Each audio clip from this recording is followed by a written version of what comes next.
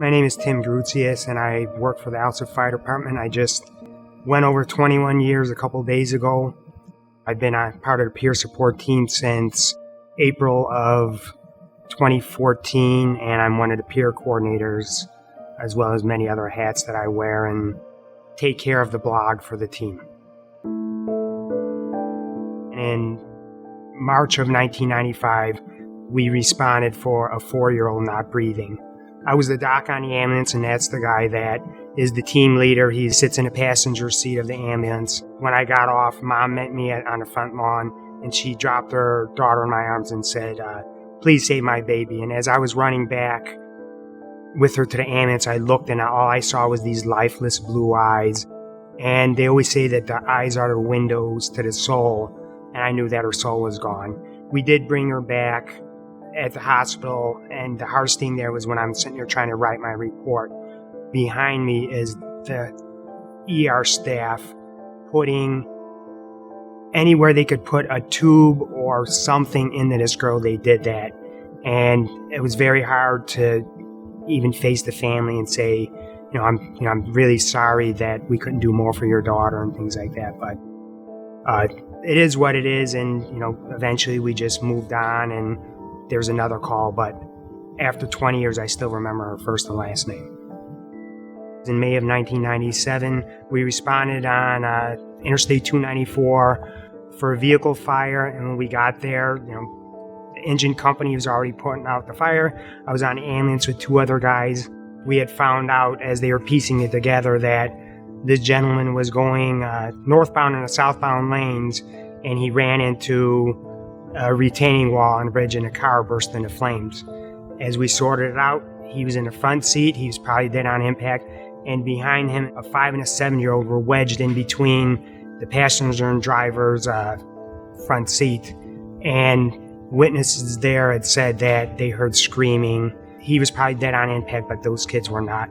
And the hardest part about that day, it was about 3 o'clock in the morning, is that we had to wait at least 3 or 4 hours on the highway with those bodies in the car until the medical examiner decided who was going to do transport, and eventually a private ambulance company came there. I just remember calling it into the nurse to get pronouncement of death, and she just said, I'm so sorry that you had to witness this. I did get pretty pissed off at one point, walked up to the driver's door, and I probably kicked it 3 or 4 times, and it just walked away and sat down. And I think that was such a numbing effect to have to sit there and watch these bodies and wait and wait and wait. Probably the biggest impact for me is, and this is all just within 3.5 years of being on the department, was we responded for a car exploding behind an apartment complex, and this was in February of 1998. And it turned out it was a colleague of mine who had committed suicide.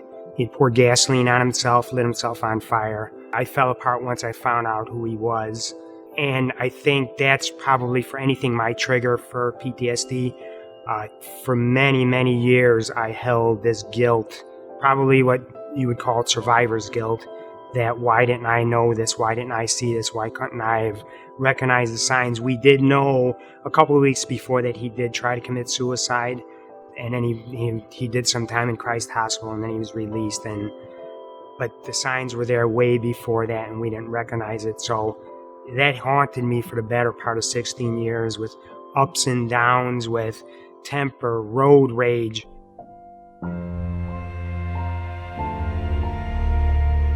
The biggest thing with my post-traumatic stress was the inability to effectively deal with conflict.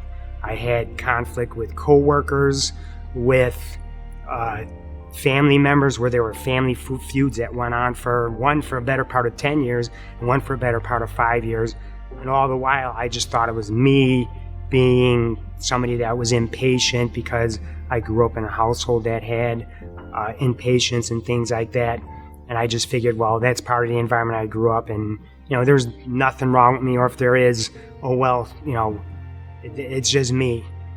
So as I was doing that, I started living this unexamined life, and all of a sudden old feelings started stirring up again, and I just was becoming overwhelmed emotionally at the thoughts of my colleague and the images that I remembered on that night that he committed suicide and having to respond to that. And again, remembering always that charred body in the back of the ambulance. She said to me, well, I'll see you in April for the peer support class, and that's going to be 3 long days. And I said, Sarah, after this, it's going to be a walk in the park. I was wrong about that. As she was going through basically the profile of firefighters and then the different types of behavioral health issues that we could face, it came to the second day in class, and I saw myself up on that PowerPoint about post-traumatic stress, and I was like, I got a problem. I guess my path to wellness and how I really am now living a more balanced life, it's still always going to be there, but I put together my own healing team for myself, and I knew that I had to do this because I have a wife at home that had to go through these ups and downs with me. Do I regret that? Maybe a little bit, a lot of it. And before I even get into what I did to heal myself, she is the focal point of my healing experience. And a lesser person would have probably walked away, and she didn't do that. And it gave me the freedom to love my wife at a more spiritual and existential plane of existence. She is, without a doubt, my best friend in the whole wide world. I couldn't have got this far without her.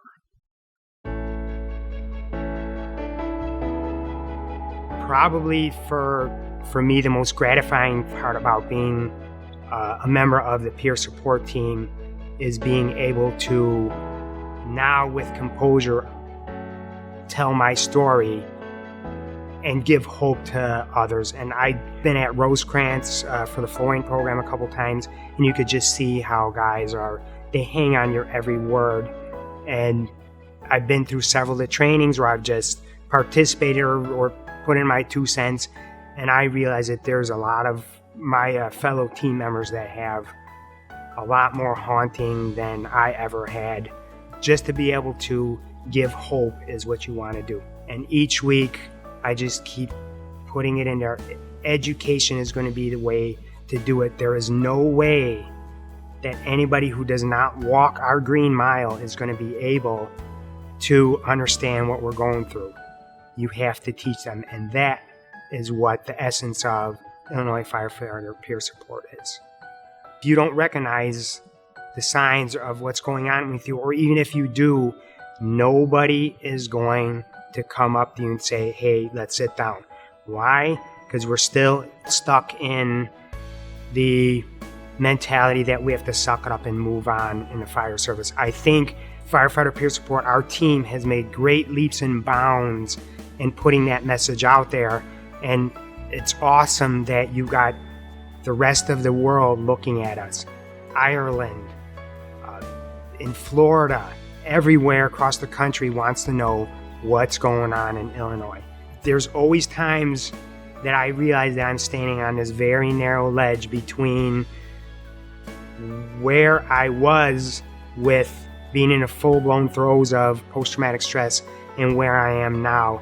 And it's always going to be a lifelong process to take care of myself. It's not going to go away. And the best way that I can put it is that the echoes of the mind are going to never let you forget. But in the face of adversity, you always have to have the courage to take the high road.